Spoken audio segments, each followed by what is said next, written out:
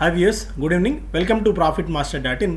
ఈరోజు మేజర్ వార్తలు ఏమున్నాయి అండ్ నెక్స్ట్ వీక్కి మార్కెట్స్కి గైడెన్స్ ఇచ్చే అంశాలు ఏవేవి ఉన్నాయన్న ప్రధాన పాయింట్స్ని ఇవాళ మనం చూద్దాం. ఇప్పుడు మేజర్గా నెక్స్ట్ వీక్ మార్కెట్స్కి చాలా ఈవెంట్ఫుల్ వీక్గా ఉండబోతోంది. మదర్ ఆఫ్ ఆల్ న్యూస్గా చెప్పుకునే ప్రపంచ ఓవరాల్గా ఆర్థిక వ్యవస్థలను కూడా ప్రభావితం చేయగల major news like US presidential ఎలక్షన్స్కి సంబంధించిన ఫైనల్ అవుట్కమ్ మనకి రాబోతోంది వచ్చే వారం. సో మార్కెట్స్ చాలా కీన్గా అబ్జర్వ్ చేస్తున్నాయి ఎలా ఉండబోతోంది, యుఎస్ తర్వాత ప్రెసిడెంట్ ఎవరు, డొనాల్డ్ ట్రంప్ వస్తారా, జో బిడెన్ వస్తారా, ఎవరు వస్తే ఎలాంటి ప్రభావం మార్కెట్స్ మీద ఉంటుందని చాలా విశ్లేషణలు ప్రపంచవ్యాప్తంగా జరుగుతూనే ఉన్నాయి.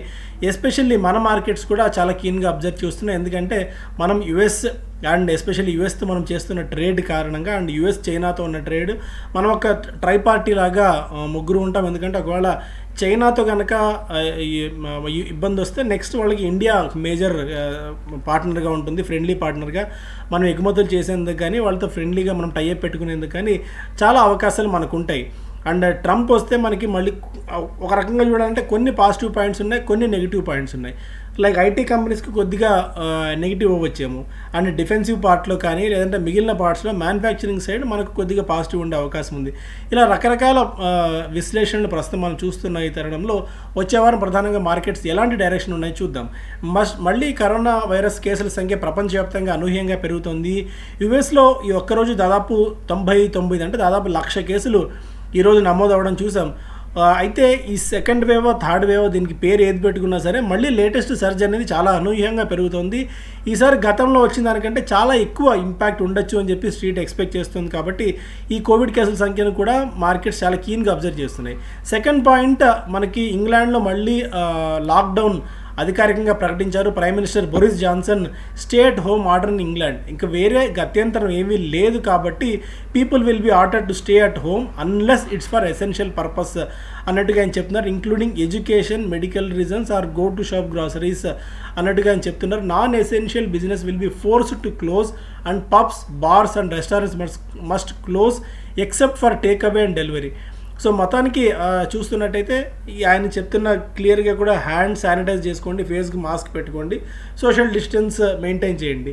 మేజర్గా ప్రపంచవ్యాప్తంగా అందరూ ఇప్పుడు దీని గురించే మాట్లాడుకుంటున్న ఈ తరుణంలో ఇప్పుడు ఇంగ్లాండ్ తాజాగా మళ్ళీ ఆంక్షలు విధించడం, లాక్డౌన్ లాంటివి పెట్టడం బట్టి చూస్తే సో ఇది ఇప్పటితో ఈ తతంగం అంతమయ్యేట్టు కనిపించట్లేదు అనేందుకు దీని ఒక ఉదాహరణగా మనం చూడొచ్చు.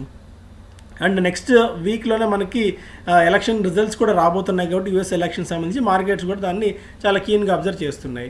అండ్ కొన్ని పాయింట్స్ అంటే లైక్ నెక్స్ట్ మేజర్గా మార్కెట్స్ని చేసేది అండ్ ఓవరాల్గా నెక్స్ట్ వీక్ ఎలాంటి అంశాలు ఉన్నాయి మార్కెట్స్ని ప్రభావితం చేసే అంశాలు కూడా చూద్దాం. ఆల్రెడీ యుఎస్ మార్కెట్స్ గురించి మనం మాట్లాడుకున్నాం. నవంబర్ 3వ తారీఖున రిజల్ట్ మనకి రాబోతోంది. అయితే పూర్తిగా క్లియర్ కట్ మెజారిటీ ఐదర్ అటు జో బిడెన్కి వచ్చినా ఆర్ఎల్స్ ఇటు ట్రంప్కి వచ్చినా కూడా క్లారిటీ రావాలి. క్లారిటీ వచ్చేసి ఒక క్లియర్ విన్నర్ అంటూ వస్తే సో నో ఇష్యూ. లేకుండా మనకు 50-50 ఛాన్సెస్లా వచ్చి మళ్ళీ సీట్స్కి సంబంధించి ఏదన్నా క్లియర్ కట్ మెజారిటీ వెర్డిక్ట్ లేకుండా వస్తే అదొక ఇబ్బంది, వోల్టాలిటీ అవుతుంది. అండ్ వచ్చిన వాళ్ళు అంటే వాళ్ళు జో బిడెన్ గెలిస్తే ట్రంప్ లాంటి వాళ్ళు మళ్ళీ కోర్టులకు వెళ్ళడము, ఈ లీగల్ బ్యాటిల్ చేయడం లాంటివి కనుక చేసినట్టయితే అప్పుడు వోల్టాలిటీ కూడా మరింత పెరిగే అవకాశం ఉంటుంది. కాబట్టి సో మార్కెట్స్ మొత్తం దీని గురించే వెయిట్ చేస్తున్నాయి. అయితే గత హిస్టరీ ఒకసారి చూసుకుంటే పెద్దగా ఇప్పటివరకు ఏషియన్ మార్కెట్స్ మీద ఎస్పెషల్లీ ఇండియన్ మార్కెట్స్ మీద ఆ స్థాయిలో యుఎస్ ఎలక్షన్స్ ప్రభావం అయితే గత ఎలక్షన్స్ లేదు. అయితే ఇయర్స్ గడిచే కొద్దీ అంటే గతంలో ఉన్న పరిస్థితులు వేరు, ఇప్పుడు పరిస్థితులు వేరు. ఇప్పుడు ఇంటర్ డిపెండెన్సీ బాగా పెరిగిపోయింది కాబట్టి దాని ఇంపాక్ట్ ఖచ్చితంగా మనం రూల్ అవుట్ అయితే చేయలేం. అండ్ సెకండ్ పాయింట్ వచ్చి IPO listing. Equitas small finance bank వచ్చే వారం మండే రోజున ఎస్పెషల్లీ లిస్ట్ కాబోతోంది. 32-33 రూపాయల ప్రైస్ రేంజ్లో వీళ్ళు ఇష్యూ చేశారు. దాదాపు 2 రెట్ల వరకు ఓవర్ సబ్స్క్రైబ్ అయిన ఇష్యూ ఇది. అండ్ హెచ్ఎన్ఐ కోటా మాత్రం 22% అండర్ సబ్స్క్రైబ్ అయిన ఈ తరుణంలో రేపు మార్కెట్స్లో ఎలాంటి లిస్టింగ్ ఉండబోతోంది అన్నది చూడాలి. అయితే మనం గతంలో ఈక్విటా స్మాల్ ఫైనాన్స్ బ్యాంక్ని రికమెండ్ అయితే చేయలేదు. ఎందుకంటే మిగిలిన పీర్ కంపెనీస్ ఆర్ పీర్ బ్యాంక్స్తో పోలిస్తే ఇది హై వాల్యుయేషన్స్, చాలా అధిక ప్రీమియం వాల్యుయేషన్స్తో ఇది వస్తుంది. కాబట్టి better not to venture out ఈ టైంలో అనేది మనం ముందు చెప్పాం. And auto sales data out రాబోతుంది October 1st మనకి ఈరోజు సండే కాబట్టి రేపు అక్టోబర్ సేల్స్ డేటా వస్తుంది. మోస్ట్లీ ఏ కంపెనీస్ ఎలాంటి బెనిఫిట్ ఈ నెలలో పొందింది అంటే లాస్ట్ నెలలో పొందినది ఒక డేటా వస్తుంది. నిజంగా నవరాత్రి సేల్స్ అంత గొప్పగా ఉన్నాయా, బయట మార్కెట్లో వస్తున్న హంగామాను నిజంగానే రియల్ సేల్స్ ఎంతవరకు ఉందా అన్నది మనకి ఇప్పుడు ఈ డేటా బట్టి చూస్తే తెలిసి వస్తుంది. Macro data INS market will release manufacturing PMI data on Monday and services PMI on Wednesday for the month of October that will give indication of recovery in the demand. ఎలా ఉండబోతుంది purchase managers index బట్టి చూస్తే ఓవరాల్గా ఎంతవరకు recovery ఉంది, పాజిటివ్గా ఎంతవరకు market తీసుకుంటుంది అన్నది కూడా నెక్స్ట్ వీక్ మనకు తెలుస్తుంది నెక్స్ట్ వీక్లో. అలాగే Q2 ఎర్నింగ్స్ కొన్ని పెద్ద కంపెనీస్ రిజల్ట్స్ కూడా మనకు వచ్చే వారం ఉన్నాయి కాబట్టి దీన్ని కూడా మనం స్టాక్ స్పెసిఫిక్ యాక్షన్ కూడా చూడొచ్చు. Like Bandhan Bank, NTPC, Punjab National Bank, Oracle Financial Services, Zee Entertainment, Dabur, Muthoot Finance, PVR, Sun Pharma, Adani Enterprises, Lupin, SRF, Pidilite, State Bank of India, Emami, INOX, Trent, Ashok Leyland, BEL, BHEL, Cipla, ITC, చాలా కంపెనీస్ లైక్ అటు బిహెచ్ఈఎల్ గురించి కానీ ఐటీసీ గురించి కానీ PVR, Sun Pharma చాలా hopes పెట్టుకున్నారు జనాలు, చూడాలి. అండ్ టాటా కన్జ్యూమర్ మీద కూడా చాలా హోప్స్ ఉన్నాయి. Apple India, Divi's labs, Ipca, Sobha లాంటి చాలా కంపెనీస్ అంటే రీటైల్ పార్టిసిపేషన్ చాలా ఎక్కువగా ఉన్న కంపెనీస్ నెక్స్ట్ వీక్లో Q2 రిజల్ట్స్ అనౌన్స్ చేయబోతున్నాయి కాబట్టి స్టాక్ స్పెసిఫిక్గా కూడా యాక్షన్ ఉండొచ్చు. కోవిడ్ కేసుల సంఖ్య మనం ఇప్పుడే మాట్లాడుకున్నాము. Germany is going under second lockdown from Monday for the whole month. జర్మనీలో నెల రోజుల పాటు మళ్ళీ లాక్డౌన్ ఉండబోతుంది తాజాగా. While France is already under a curfew, investors will track the developments, ఇదొకటి. అండ్ యుఎస్లో కేసుల సంఖ్య బాగా పెరుగుతోంది. మరోవైపు మారటోరియం కూడా ఉంది. November 2న మనకి రేపు సుప్రీంకోర్టులో వాదనలు జరగబోతున్నాయి. మోస్ట్లీ కొద్దిగా బ్యాంకింగ్ సెక్టార్ వైపు ఫేవర్గా ఉండొచ్చన్న వాదనే ఎక్కువగా వినిపిస్తుంది మనకు ఢిల్లీ నుంచి వస్తున్న సమాచారం ప్రకారం అయితే.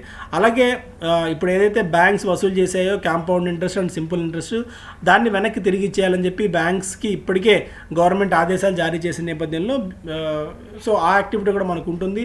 మోస్ట్లీ ఇది పెద్ద మేజర్ ఈవెంట్గా ఉండకపోవచ్చు, ఎందుకంటే మార్కెట్ ఆల్రెడీ దీన్ని డిస్కౌంట్ చేసేసినట్టయితే కనిపిస్తుంది.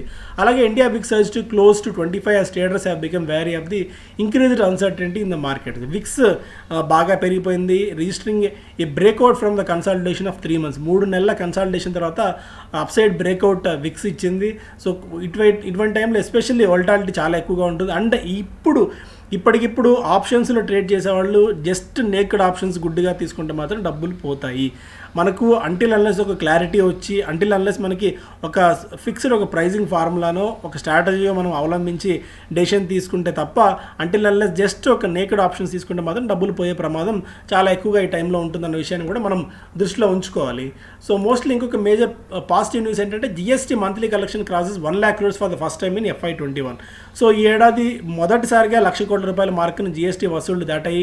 1.05 లక్షల కోట్ల రూపాయల వరకు మనకు జిఎస్టీ వసూళ్లు ఈసారి రావడం మనం చూసాము. సో ఇది ఒక రకంగా పాజిటివ్ అంశం అవుతుంది మనకి, ఎందుకంటే అక్టోబర్తో పోలిస్తే 10% వరకు మనకి రాబడి పెరిగింది.